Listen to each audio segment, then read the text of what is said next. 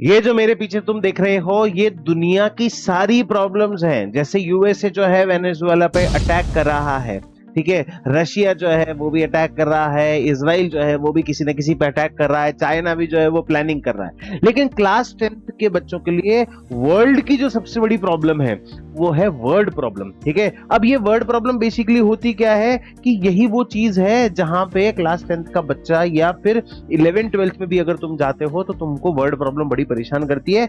आज मैं तुम्हारे लिए उन वर्ड प्रॉब्लम का कुछ सोल्यूशन लेके आया हूं। उस वर्ड प्रॉब्लम में हम जो है कि कैसे उसको पढ़ना है, ठीक है, how to read the equation as well as उसको कैसे इक्वेशन में हमारी कन्वर्ट करना है। जो भी सिचुएशन दे रखी है उसको इक्वेशन में कैसे कन्वर्ट करना है, आज हम इसके बारे में डिस्कस करने वाले हैं। तो हमारा पहला क्वेश्चन आज हम देखने वाले हैं। तो इस क्वेश्चन को समझाते हुए मैं तुम्हें बताऊंगा कि कैसे तुम्हें प्रॉब्लम को सॉल्व करनी है। लेकिन उससे पहले एक पॉइंट ध्यान रख लो कि आपको 3 बार पढ़ना है। कि सर इतनी बार पढ़ेंगे, ठीक है, इतनी बार पढ़ेंगे तो हमारे क्वेश्चन पेपर छूट जाएंगे। अरे भाई सीधी सी बात है, तुम्हारे सामने 3 बार, पहली बार इस क्वेश्चन को देख रहा हूं और 3 बार इस क्वेश्चन को पढ़ के उसका सॉल्यूशन निकालने की कोशिश करेंगे। पहला एक सिंपल रीडिंग होगी कि find a natural number whose square diminished by 84 is equal to thrice of 8 more than the given number. ठीक है, एक सिंपल रीडिंग हो गई, खत्म कहानी। सेकेंड जो रीडिंग होगी, यहां पे पॉइंट्स को हाईलाइट करेंगे हम कि फाइंड अ नेचुरल नंबर, मतलब एक नेचुरल नंबर ढूंढना है।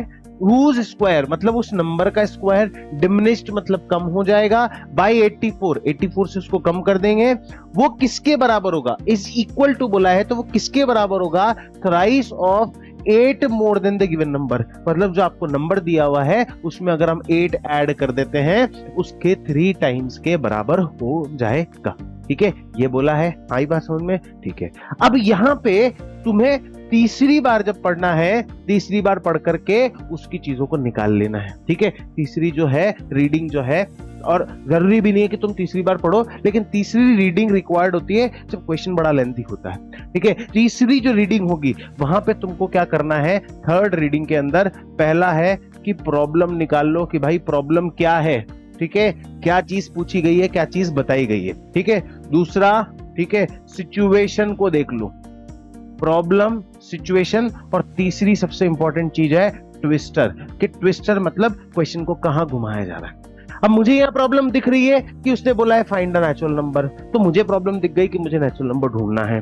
तो प्रॉब्लम को मान लो कितना, x, तो हमने क्या मान लिया, लेट दी नेचुरल नंबर भी x, नेचुरल नंबर कितना हो गया, x हो गया। अब सिचुएशन क्या है, सिचुएशन हमें पता है कि हमको एक नंबर है उसका स्क्वायर दे रखा है, तो उस स्क्वायर को देखो। ठीक है, कि अब यहां पे ध्यान से देखेंगे, हुज स्क्वायर डिमिनिश्ड बाय 84। ठीक है, तो नंबर का स्क्वायर मतलब x का स्क्वायर, डिमिनिश्ड मतलब डिक्रीज कर दिया। ठीक है, अब ये ट्विस्टर चालू हो गया, इज इक्वल टू 3 टाइम्स, ये ट्विस्टर है। ठीक है, is equal to 3 times 8 more than the given number, given number में 8 ऐड कर दो, ये तुम्हारी सिचुएशन बन गई। अब तुम इसको क्या कर सकते हो, इक्वेशन में कन्वर्ट कर सकते हो। ठीक है, बड़ा आसान है। अगला क्वेश्चन देखते हैं कि the product of Monica age, ठीक है, सिचुएशन, यहां पे हमें क्या दिखी, सिचुएशन दिखी कि the product of Monica's age, कि एज के बारे में बात की जा रही है। ठीक है, हमने सिचुएशन को भाप लिया तो एज के बारे में बात की जा रही है। 3 टाइम्स रीडिंग, पहली the product of Monica age 5 year ago and her age 8 years later is 30। अब मेरी तो क्या है, आदत बन चुकी है, क्वेश्चन देखते से निकालने लग जाता हूं, लेकिन तुम लोगों के लिए ये नया नया एक्सपीरियंस है, इसलिए मैं कहूंगा कि 3 टाइम्स एटलीस्ट पढ़ो, कम से कम 2 बार तो पढ़ना ही है, लेकिन 3 बार भी अगर लगता है तो तुम उसको पढ़ो। The product of Monica's age 5 year ago and her age 8 year later is 30। ठीक है, तो यहां क्या बोला गया है, सिचुएशन किसके बारे में, मोनिका की एज के बारे में, और प्रॉब्लम क्या बोला है कि उसकी प्रेजेंट एज निकालो। तो स्टार्टिंग कहां से करनी है, प्रॉब्लम से करनी है, तो let the present age of Monica, कितना मान लेंगे, हमेशा एक सी मानते, मान लिया। अब ट्विस्टर क्या कहता है कि उसकी एज 5 ईयर एगो, मतलब आज से 5 साल पहले, तो यहां लिखा हमने 5 इयर्स एगो। मोनिका कितने साल की हो गई, x माइनस 5। अगर आज मैं 10 साल का हूं तो आज से पहले 5 साल पहले कितने साल का था, 5 साल का, और आज से 5 साल बाद कितने का हो जाऊंगा, +5 कर दो। तो and her age 8 years later, तो 8 इयर्स लेटर, 8 साल के बाद। ठीक है, तो मोनिका की एज क्या हो गई, 8 साल के बाद मोनिका की एज क्या हो गई, x + 8। अब उसने बोला है कि the product of Monica's age 5 year ago and her age 8 year later is 30। ये तो सारी कहानी किस में आ गई, सिचुएशन में आ गई। अब ट्विस्ट क्या बोला है कि इनका प्रोडक्ट जो है किसके बराबर है, 30, कि x - 5 और x + 8 दोनों मिला के किसके बराबर है, 30 के बराबर। यहां तक सिचुएशन आ गई तो तुम सिंपली मल्टीप्लाई करके इस क्वेश्चन को क्या कर सकते हो, सॉल्व कर सकते हो। अगला क्वेश्चन देखो, ठीक है, अगला क्वेश्चन नई सिचुएशन पे है, ठीक है। A motor boat whose speed is 20 km/h in still water takes 1 hour more to go 48 km upstream and then to return downstream to the same spot. Find the speed of the stream. ठीक है, तो यहाँ पे situation समझ में आ गई, किसके बारे में है, स्पीड के बारे में, है ना। और दूसरी बात ट्विस्टर क्या है यहाँ पे कि अब सिचुएशन में भी ये दे रखा है कि एक मोटर बोट जिसकी स्टिल वाटर में स्पीड कितनी है, 20 km/h और take 1 hour more to go 48 km upstream then downstream. मतलब 48 किलोमीटर अपस्ट्रीम और डाउनस्ट्रीम के बीच में कंपैरिजन दे रखा है कि उसको अपस्ट्रीम जाने में 1 घंटा ज्यादा लगता है जितना उसको डाउनस्ट्रीम आने में लगता है, ठीक है। Find the speed of the stream, problem भी मिल गई हमें यहाँ पे। तो हमने क्या किया, स्टार्ट कहां से किया, प्रॉब्लम से स्टार्ट किया। तो स्टार्ट कर दो कि let the speed of stream क्या हो गई, x हो गई, ठीक है। अब यहां पे हमें पता है कि देखो सिचुएशन को यूज करना है, प्रॉब्लम तो मैंने यूज कर ली, ठीक है, प्रॉब्लम तो मैंने निकाल ली, अब सिचुएशन को यूज करना है। सिचुएशन ये कहती है कि अपस्ट्रीम में जो है बोट की स्पीड कितनी है, 20, ठीक है, बोट की स्पीड कितनी है, 20, और स्ट्रीम की स्पीड क्या हो जाएगी, माइनस हो जाएगी। और वहीं अगर मैं बात करूं डाउनस्ट्रीम की, तो स्पीड क्या हो जाएगी, प्लस हो जाएगी। सीधी सी बात है यार, मैं ऊपर जा रहा हूं, पानी यूं आ रहा है, तो दोनों की स्पीड क्या हो जाएगी, माइनस। मैं नीचे जा रहा हूं, पानी भी नीचे जा रहा है, तो दोनों की स्पीड क्या हो जाएगी, प्लस। तो ये ले लो, ठीक है, 20 - x 20 + x। अब उसने क्या बोला है कि दोनों का टाइम, तो टाइम के हिसाब से t1 बराबर डिस्टेंस कितनी दे रखी है, 48 किलोमीटर, डिस्टेंस अपॉन स्पीड होती है।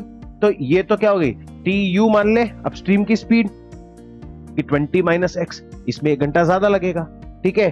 td मान ले डाउनस्ट्रीम की स्पीड, 40/40 डाउनस्ट्रीम का टाइम, ठीक है। अब उसने क्या कंपैरिजन बोला था कि दोनों के बीच में कितने का डिफरेंस है, 1 घंटे का डिफरेंस। ज्यादा टाइम किस में लगेगा, अपस्ट्रीम जाने में, ठीक है। तो यहां से हमारी सिचुएशन बना लो कि 48/20 - x माइनस 48/20 + x, ये x है बाबा, ठीक है। 20 + x इक्वल्स टू कितना है, 1, ठीक है। अब इसको एलसीएम लेके सॉल्व कर दोगे, तुम्हारी क्वाड्रेटिक इक्वेशन बन जाएगी कि नहीं बन जाएगी। ये तो थी क्वाड्रेटिक इक्वेशन।